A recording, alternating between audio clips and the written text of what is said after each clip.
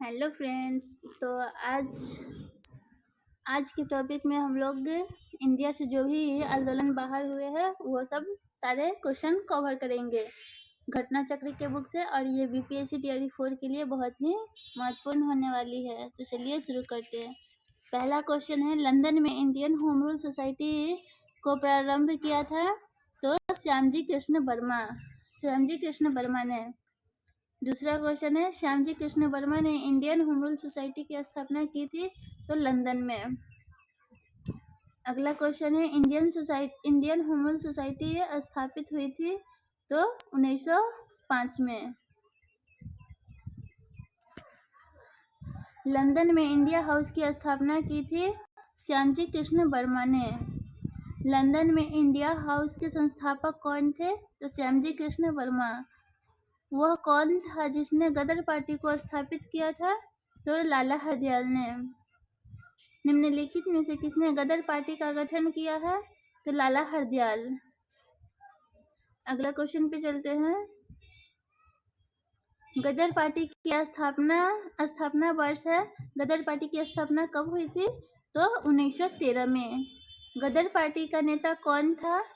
लाला हरदयाल। निम्नलिखित में से कौन गदर पार्टी का पहला सभापति है? तो सोहन सिंह भकना। गदर आंदोलन की स्थापना की थी सोहन सिंह भकना ने। गदर पार्टी से निम्नलिखित में से कौन संबंधित नहीं थे? तो खुदीराम बोस। आगे चलते हैं। प्रथम विश्व युद्ध के दौरान सक्रिय होने वाले गदर क्रांतिकारियों का आधार स्थल था पश्चिमी अमेरिका।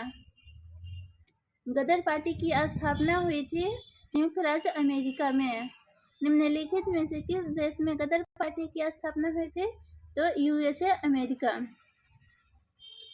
आगे क्वेश्चन पे चलते हैं। क्वेश्चन नंबर 16, गदर क्या था? गदर क्या था? तो भारतीयों का एक क्रांतिकारी संघ जिसका प्रधान कार्यालय सैन फ्रांसिस्को में था। गदर पार्टी का मुख्यालय था सैन फ्रांसिस्को में। गदर क्रांति छिड़ने का सबसे महत्वपूर्ण कारण क्या था? तो प्रथम महायुद्ध का शुरू होना। निम्नलिखित में से वह कौन व्यक्ति था जिसने विदेश में गणतंत्रात्मक सरकार की स्थापना की थी? तो महेंद्र प्रताप। प्रथम महायुद्ध के दौरान कहां पर भारत की एक अंतरिम सरकार बनी जिसके प्रेसिडेंट राजा महेंद्र प्रताप थे? तो अफगानिस्तान में। जर्मनी के समर्थन से काबुल में राजा महेंद्र प्रताप सिंह ने नेतृत्व में अंतरिम सरकार का गठन हुआ था। तो इनमें से कोई नहीं।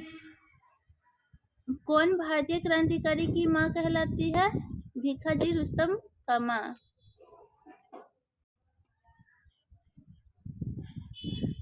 मैडम भीखाजी कामा से संबंधित निम्नलिखित कथनों पर विचार कीजिए। मैडम भीखाजी कामा ने 1907 में पेरिस में आयोजित अंतर्राष्ट्रीय सोशलिस्ट सम्मेलन में राष्ट्रीय ध्वज फहराया। मैडम कामा दादा भाई नौरोजी की निजी सचिव रही है। मैडम कामा के माता पिता फारसी थे। तो इसमें से केवल ये मैडम कामा दादा भाई नौरोजी की निजी सचिव रही है, सही है। मैडम कामा के माता पिता फारसी थे। अगला क्वेश्चन पे चलते हैं। भारतीय क्रांति की जननी किसे कहा जाता है? तो मैडम भीखाजी रुस्तम कामा को। करजन वैली की हत्या के आरोप में किसे मृत्युदंड दिया गया था? तो मदन लाल ढींगरा को। मैडम भीखाजी कामा एम बरकतुल्लाह, बीबी एस अय्यर और एम एन राय में क्या बात समान थी? तो वे सभी प्रमुख क्रांतिकारी और स्वतंत्रता आंदोलन की अवधि में भारत से बाहर आकर विभिन्न देशों में काम कर रहे थे। इसका आंसर हो जाएगा सी।